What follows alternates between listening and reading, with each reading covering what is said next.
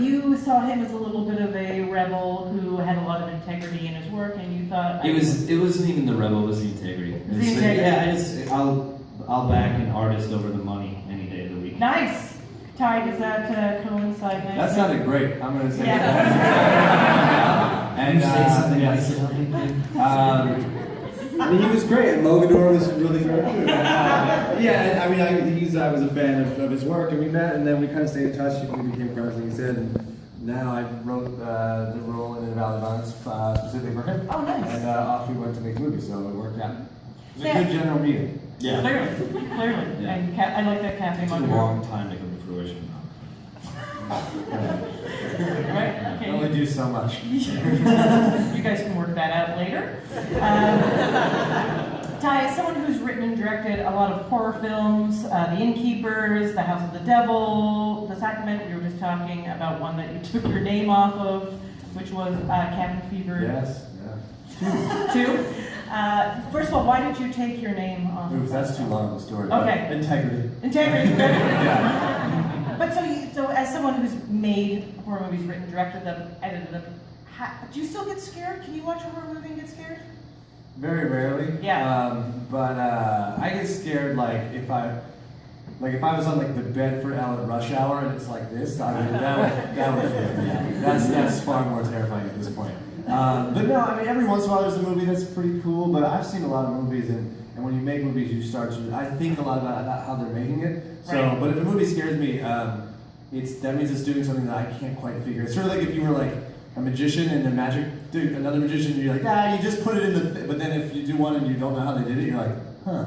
And that's so I'm always looking for that, but it doesn't happen as often as I'd like. So your version of blood-curdling screaming is you going, huh? That's correct. Yeah, yes. okay, good. Now, I was watching a video where you talked about the movie that inspired you to get into filmmaking. One of them is Raiders of the Lost Ark. Yes, that's true. Which is my favorite movie of all time. It's a great movie. Why did that inspire you? I don't know. It was a movie that my parents had taped off on VHS on TBS, with the commercials in it, and I had watched it 1,000 times. And I think it was the first movie that really made me I didn't think about making movies when I was thinking about that movie, but it was the first movie that got me super into it. I was like, movies are awesome. And that started sort of the snowball rolling, which led to being obsessed with the video store. I was telling someone earlier today, we had a video store called Cinema Video in Wilmington, Delaware, and it was arranged by directors, which is so pointless in Wilmington, Delaware. Yeah, right. So, but good effort. And I would go in there, and they had 5 for 5 Fridays, where you could get 5 movies for $5, and you keep them for 5 days. And so that's all I would do, and I just got very obsessed, and that's sort of how I got into things. But Raiders of the Lost Ark was the first thing. I was obsessed with Indiana Jones. Yeah. Yeah. And then the subsequent Indiana Jones movies? Yeah, because one time I was at school and I mentioned Indiana Jones and some other kid was like, Temple of Doom. And I was like, what's that? And he was like, that's the other movie. And I was like, what other? Because it was my favorite thing in the world. And I was like, what do you mean there's another movie? And then I started to think did my parents keep this from me or did they just not know? And I don't know which one would be worse. Because if they kept it from me, that would have been so horrible knowing how much I was a fan. Anyway, later that day I saw it, it was great. Monkey Brains, the whole thing. Still think it's a great movie. My favorite of the series, actually. And your parents were not guilty? They weren't home. Proving it. Yeah. My first two, I think, were Back to the Future and Top Gun as VHS, which explains my entire acting career right now. I think that's my influences. That's what inspired you to get into acting? I think so. It's one of those things. Was that the psychic impression that led me to do this? As I retroactively look back on the whole thing. Right. Well, most of our listeners know you from a lot of HBO shows: The Wire, Generation Kill, Treme, all David Simon creations. Yes. What's going on there with you two? I guess nothing anymore. Making a new show. I don't know. We have a very similar sense of humor. He is very. I don't know. There's something about the way that we get along. I think just humor-wise, where he appreciated it. Yeah. What's your sense of humor? What's David Simon's sense of humor? Is that what you're trying to? Is that what you're what David Simon's sense of humor is? If I can find out yours, then maybe I can find out what his is. I don't know. Probably self-deprecating with a side of intellectual elitism. That, I feel like that describes HBO. In a lovely way. They're also describes Favorite Sunday. Yeah, interesting. Okay. No, I mean that in a good way. He's making a new show right now called The Deuce with James Franco that apparently is supposed to be amazing. That Chris Bauer, who played my dad on The Wire, he's in. So you'll see some familiar faces in that one. But I heard it's great. Okay, well, that's very generous of you. Yeah, for not getting hired. James, you've played a lot of villains, but you've also done some comedy. Mm-hmm. Do you have, is either one of them more of your comfort zone? Yeah, I mean, I like playing comedy more, but I keep trying to do that in dramas, so maybe something's wrong with me. Maybe I just have like a bad barometer of the movie I'm in. Do you know what I mean? You're trying to bring the comedy through the more dramatic role. Yeah, yeah. I don't know. There's something.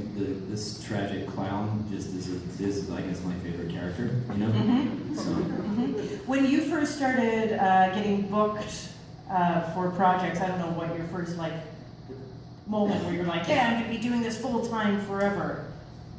That was actually a weirder story. Okay. Because I had done The Wire. I know some indie movies, and then I was playing in bands for a while, and I had some personal problems, drugs for a while. And I remember I got cast in Generation Kill, and I had to go to Africa, and I was going to live there for about a year. Mm-hmm. And I was like, oh, this will be cool. And then I got to set, and they're like, okay, great. And they handed me a call sheet, and I was number 2 on it, and I was like, someone made a mistake, right? That's what I thought. I was like, this is too much responsibility for me. And it occurred to me in that moment that this is my job. You're already hired, it was already set, they were like, here you go, and then you were like, wait a second, I'm supposed to be the 15th character. Yeah, it was like a deleted scene from Tropic Thunder. Yeah. Very good, and I guess you lived up to the responsibility. Yeah, still trying. Still trying. Ty, now you direct and edit many of your projects. Yes. And so when you are directing, are you looking at it from the point of view of editing later, or are you just directing and going, I'll figure it out later? More the former. To me, it's like writing, directing, editing. For me, it's just like filmmaking. It's sort of the same thing. You kind of think of an idea, and then you write it down so that other people can understand your idea, and then you direct it because that was the goal, and then you kind of saw it, or at least I saw it in my head beforehand. So, but also I've made a lot of small movies, so it's a way to be economical and to be able to shoot. Like I just need this, this, and this, and they'll go together. But I'll shoot this just in case I'm wrong. So you feel like all 3 roles are joining together to create the storyline? Yes, I think you. I don't compartmentalize them. I don't think there's anything wrong with doing that, and I think there's probably benefits to other people doing some of the roles. But for me personally, it's kind of a. That's just what it is to me. I think an idea for a movie, and I feel like I need to see it all the way through and make all those choices. Mm-hmm. Now, if you were given free reign, whatever thousands of millions of gazillions dollars, and you could hire it out, which one would you give up? Oh, well, that kind of money I wouldn't have to. But they're all. You still work all three? They're all really traumatic in their own way. So everyone, it's like the thing is when you're writing, you're like, I hate writing. I wish I was directing. And then when you're directing, you're like, if only I was just back writing where there wasn't everybody screaming at me. And then when you're editing, you're thinking like, why did I think I want to do this? I wish I was back. And so it's just a constant grass is greener thing. So it wouldn't. So if I farmed it out to somebody else, I would just be like, why did I not do it myself? So there's too much self-hatred for me to have to get through this. I just have to keep making movies. Can you answer the question? No, you give up for the billions of dollars. So I'll do it. Or Avatar 3, which one are you going to give up? If you now want to use the Phantom camera, which one? This is the problem with integrity. Yeah. Comes at a cost. I made a huge mistake. That is true. Let's talk about your new project, In a Valley of Violence. Ty, In a Valley of Violence is a departure for you genre-wise, but I can imagine that there are some crossover. But why did you want to write a Western? Well, I had made a movie called The Sacrament. That was a movie that was really it was heavily based in realism. It was like a fake documentary trying to be real. It was using a real brand, a real tragedy. All the violence in that film, it was a horror movie, but it wasn't like escapism. It was really confrontational, really tragic. Essentially, it was a real bummer to watch because it was really brutal. And that was kind of the goal. And then when that was done, I didn't want to do anything having to do with realism. I wanted to do traditional cinematic. And to me, the Western is the most traditional American cinema. So I thought, Exactly. I thought, That was my job. That was a good moment where like it's Yeah, the true American. Yes. Yeah. and so I just wanted to make something traditionally cinematic, and that to me was a Western. So I had an idea for one, and I went and I came to New York, and I met Ethan Hawke, and I pitched him the idea for the movie, and he liked it, and I said, okay, he was doing Macbeth at Lincoln Center, and he had 3 weeks left till he was done, and I said, all right, I'm gonna go home and write the script, and I'll send it to you the day you wrap, and if you don't like it, we never have to talk about it again, but if you do like it, let's make this movie. Yeah. And so I went home and frantically wrote the script, and I sent it to him, and then the day after he wrapped, he was like, I dig it, let's do it. Wow, that's pretty great. Yeah, It was that's like great. check mark. That's how it came together. And what makes a Western other than cowboys and setting?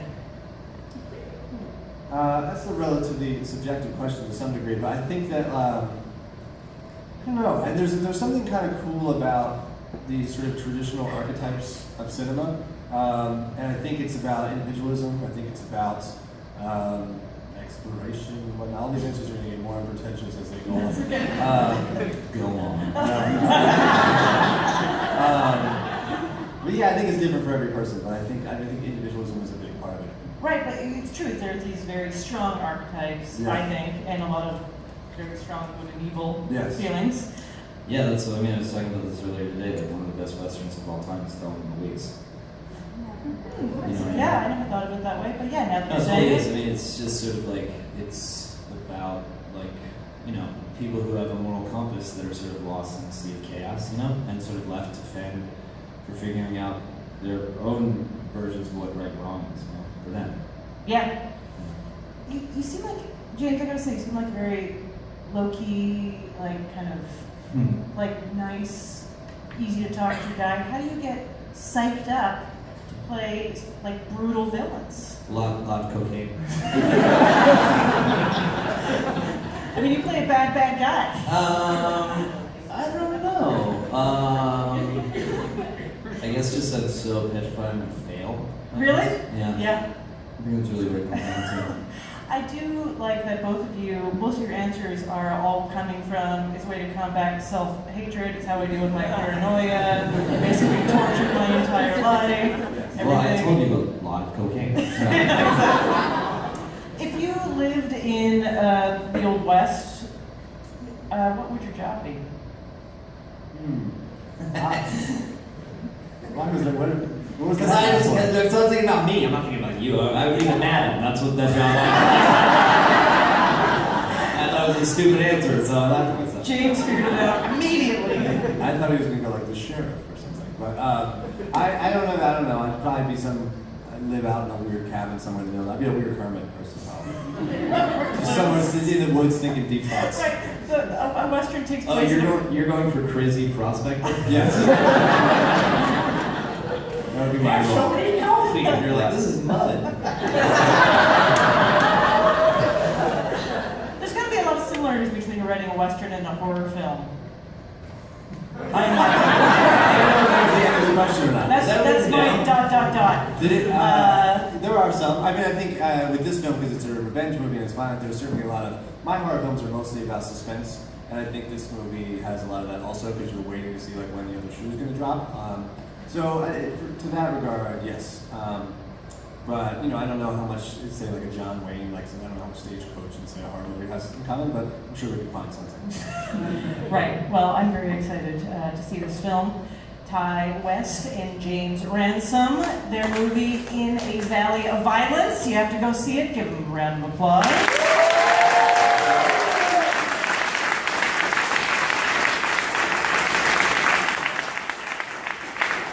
Are you guys ready for an Ask Me Another challenge? Yes. Okay. So, in the spirit of the Western, you two will face off in an Ask Me Another showdown. Do we have to look at each other?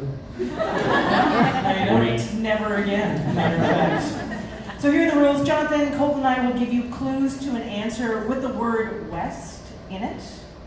Okay? So for example, if I gave you the clues, graduation, Taylor Swift, Beyonce had the greatest video of all time, rapper, Kanye West. That's exactly right. It's not on yet. But in this game... But if it were, I would have got there first. And you can buzz in as soon as you think you know what the answer is.